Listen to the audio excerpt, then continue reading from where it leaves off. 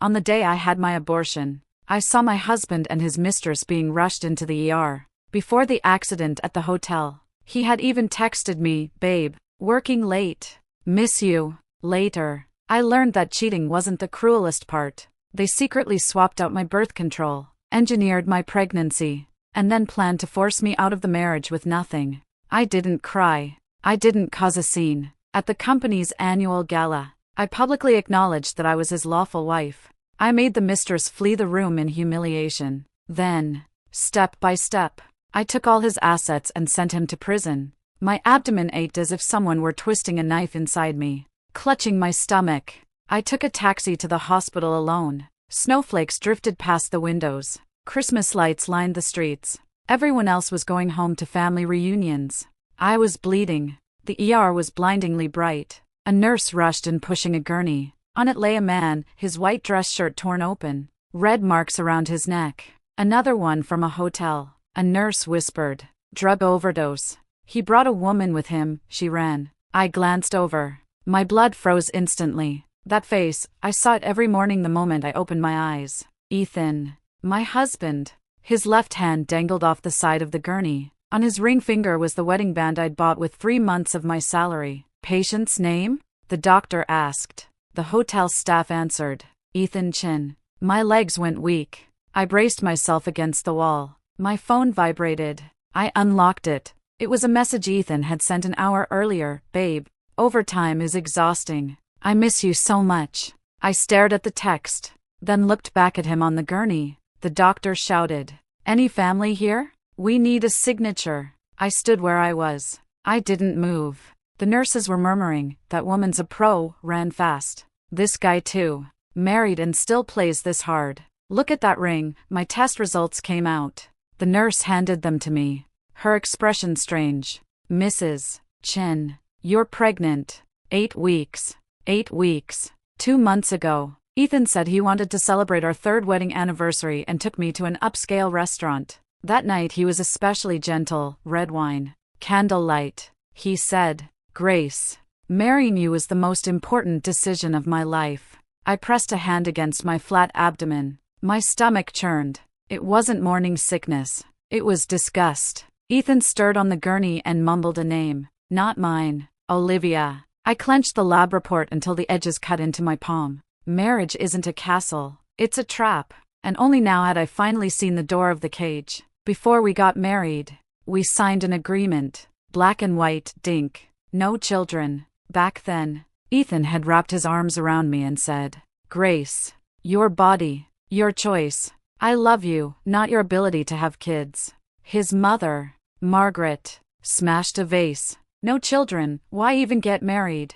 The Chin family cannot end with you." Ethan stood in front of me and said to her, "Mom, if you keep pressuring Grace, we'll move out." I cried from how touched I was. Looking back now, those tears were cheap. After I got home from the hospital, I opened the medicine cabinet. I'd been on birth control for 3 years. Same time every day. Never missed a dose. The blister pack was still there, but something was off. Several seals on the foil backing showed faint signs of having been resealed. Someone had tampered with my pills.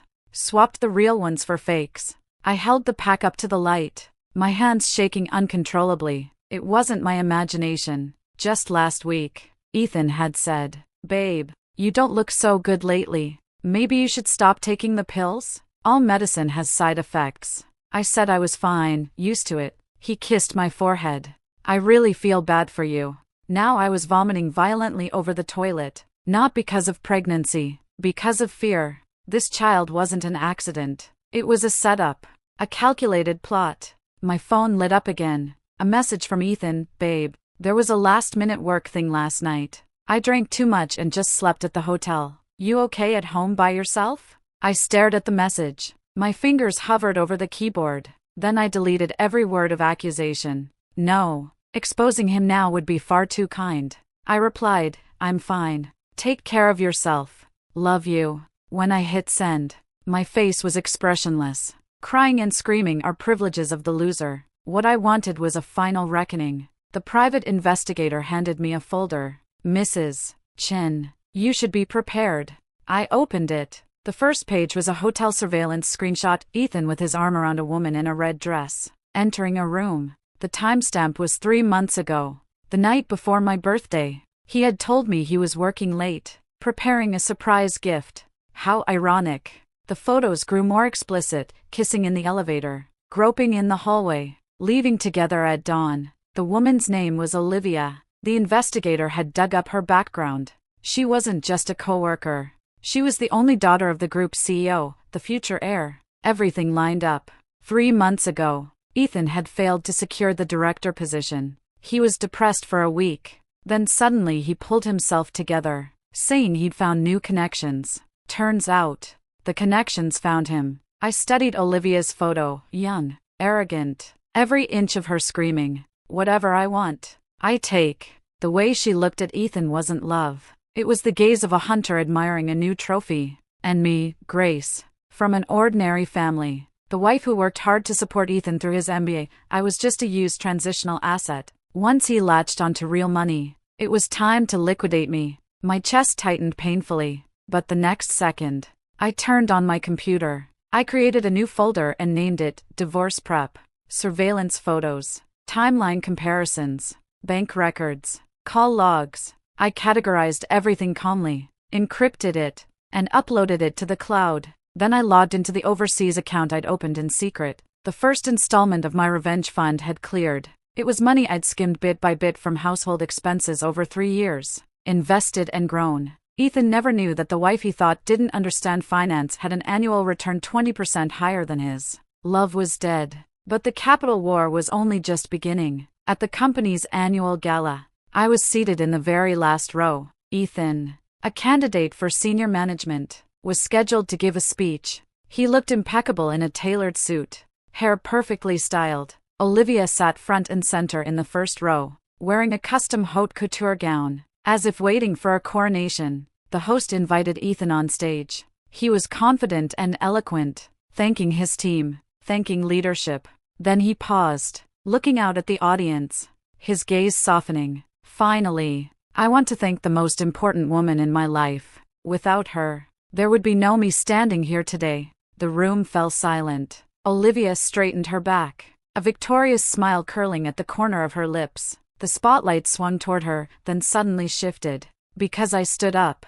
The sharp clicks of my heels against the floor rang clearly in the silence as I walked, step by step, from the last row toward the stage. Every eye followed me. Ethan's face went deathly pale. I stepped onto the stage, stood beside him, took the microphone, and smiled. "Honestly, honey, why keep everyone in suspense at such an important moment?" I turned to the audience, my voice calm and clear. "Hello everyone, I'm Grace, Ethan's wife. Thank you to the company for giving him this opportunity, and thank you all for supporting him." Dead silence. Then a round of stiff, mechanical applause broke out. Olivia's smile froze. Her face flushed red, then drained white. She shot to her feet, knocked over her wineglass, and stormed out without looking back. At the executive table, several senior leaders frowned. Ethan's hands were shaking, yet he had no choice but to put an arm around my shoulders and force a smile uglier than tears. Whispers rippled through the crowd. "So he has a wife?" Then Olivia just now, "Wow, this just got interesting." Leaning into his chest, I whispered softly, surprised. "Honey?" His arm was stiff as stone. The lights were blinding, but I knew that from this day on, the one hiding in the shadows would no longer be me. My little cafe had been open for just a month. At 3 in the afternoon, the doorbell chimed. Olivia walked in on high heels, took off her sunglasses, scanned the place, and curled her lips in undisguised contempt. "Your Grace, right? Let's talk."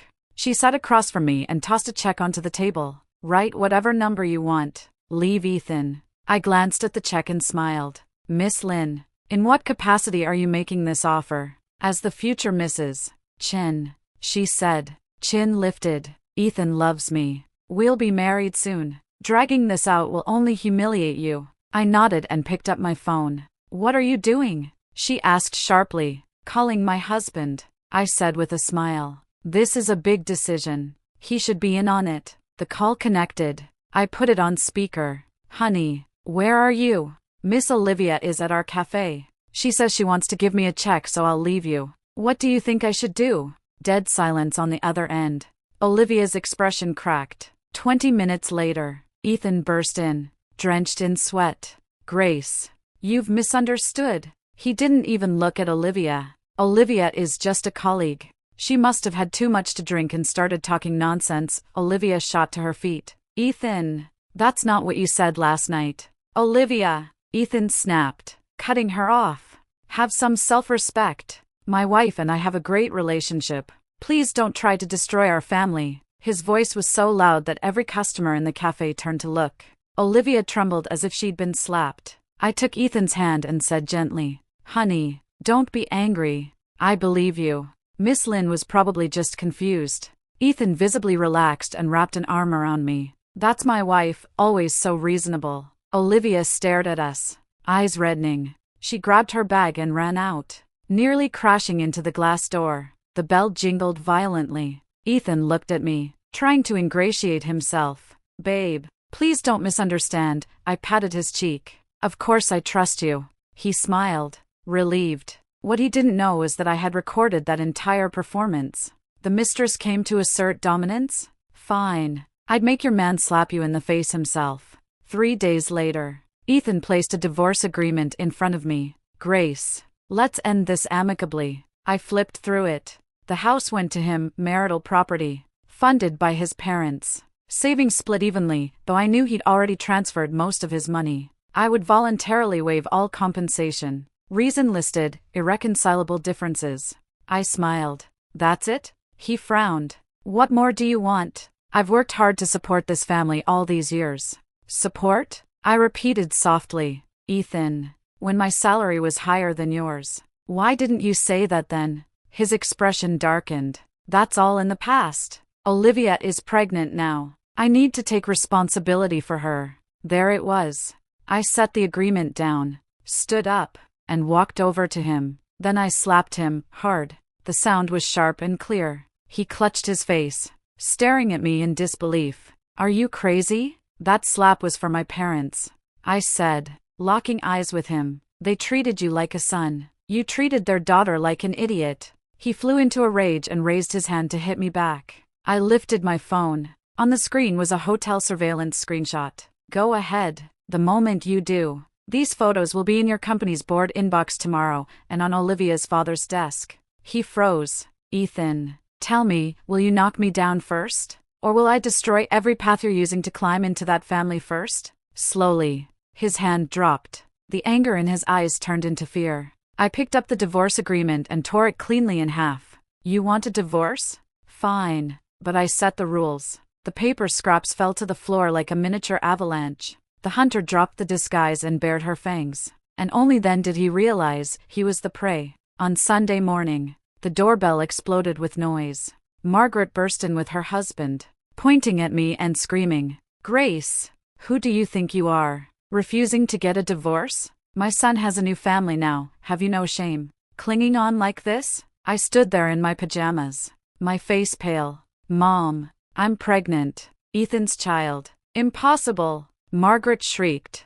"With your body? You couldn't get pregnant if you tried. This has to be fake." Ethan stood to the side, silent. 8 weeks, I said, pulling out the ultrasound report. "The hospital has it on record." Margaret snatched the paper, glanced at it, and ripped it to shreds. "Who knows if it's even his? Even if it were a child, you're not worthy of giving birth to it." Her words grew uglier by the second. "A barren hen taking up space. Olivia is carrying the golden grandson. Sign the papers and get out. Now." As I listened, my body began to sway. My vision darkened. My ears rang. Then I collapsed. My head hit the floor with a dull thud. Blood spilled between my legs, soaking the hem of my nightgown. The world went suddenly silent. Margaret's shouting died in her throat. Ethan rushed over. "Grace! Grace!" Before I lost consciousness, I saw the real panic on his face. Not for me,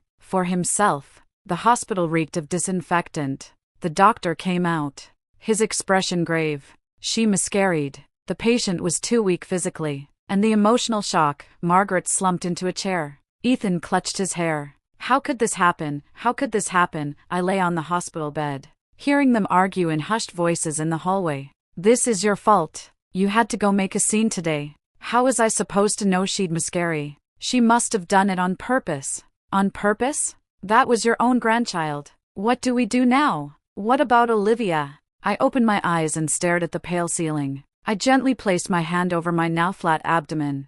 I'm sorry, my child. I didn't mean for your exit to be like this. But I promise you, every person who hurt us will pay. A few days later, Ethan was in complete disarray. Olivia was pressuring him to divorce immediately and marry her. But Margaret was terrified I'd accuse them of forcing a miscarriage, and dared not bring up divorce again. Caught in the middle, Ethan snapped at Olivia for the first time. Can you give me some time? Grace just miscarried.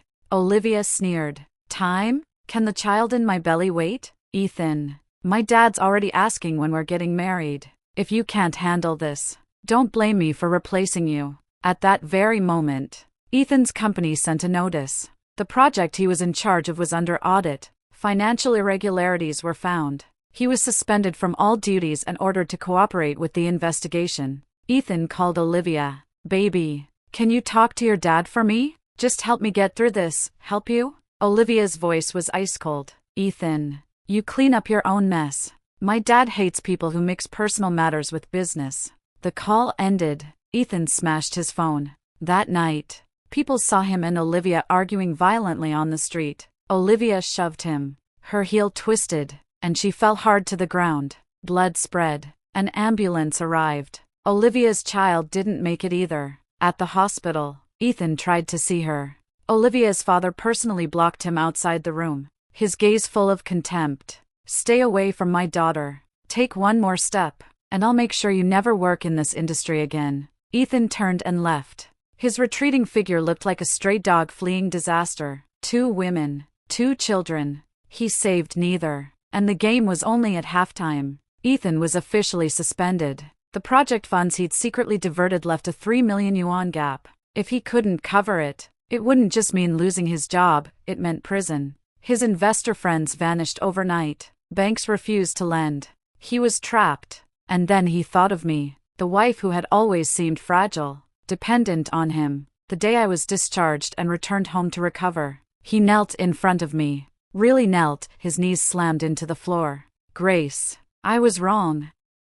I was so wrong. He slapped himself. Once, twice, his face swelling quickly. I'm not human. I betrayed you. Please, give me one more chance. I sat on the sofa, wrapped in a blanket, watching him perform in silence.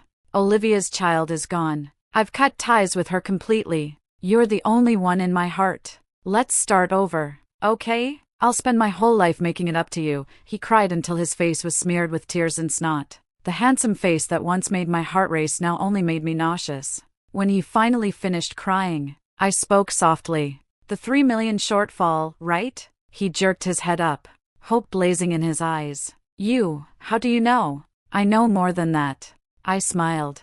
I also know your parents mortgaged their house back home to cover 1 million for you. You're still short 2 million, right? His face went deathly pale. You were spying on me? Spying? I reached out and wiped the tears from his face. Between husband and wife, it's called concern. He grabbed my hand like a drowning man clutching a lifeline. Grace, can you help me? You must have a way, right? You're so smart. I withdrew my hand and took a document from the drawer. I can help you. But the condition is this: every asset under your name, now, immediately, gets transferred to me. He froze. What? Not willing? I tilted my head. Then forget it. Once you're in prison, I'll come visit. I'm willing, he practically screamed. I'll sign right now. He snatched the pen. His hand shook violently as he signed his name again and again. I put the documents away and smiled. Good boy, honey. He smiled back, obsequious, humble, like a dog wagging its tail for scraps. What he didn't know was this: a hunter's final meal for her prey is usually the most lavish one of all. The day after he signed, Ethan started pressing me. When will the money be in? Right in front of him, I called a woman named Lena Hart. Lena, my husband's project can move forward now. Yes, 2 million. It'll be wired tomorrow. After I hung up, I said to Ethan. Lena is a college classmate of mine. She runs a hedge fund now, annual returns over 50%. She reviewed your proposal and thinks it has real potential, so she's willing to invest. Ethan's eyes lit up. 50%? Then we'll break even in 3 months. More than that. I smiled. She said if you perform well, she can increase the investment to 10 million. Ethan rubbed his hands together in excitement. Grace, you're incredible. How did I never realize you had connections like this?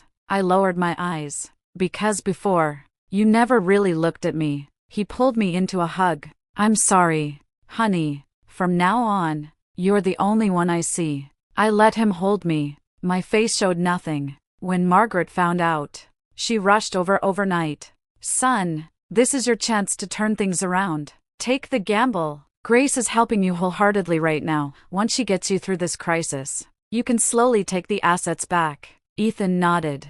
I know, Mom. Once I'm back on my feet, I know exactly how to deal with her. They plotted in the living room. Voices kept low. They had no idea that from the bedroom, through a bug I'd installed long ago, I heard every word. I gently touched my flat abdomen. My child, look. Human nature doesn't survive testing, especially in people who never had any to begin with.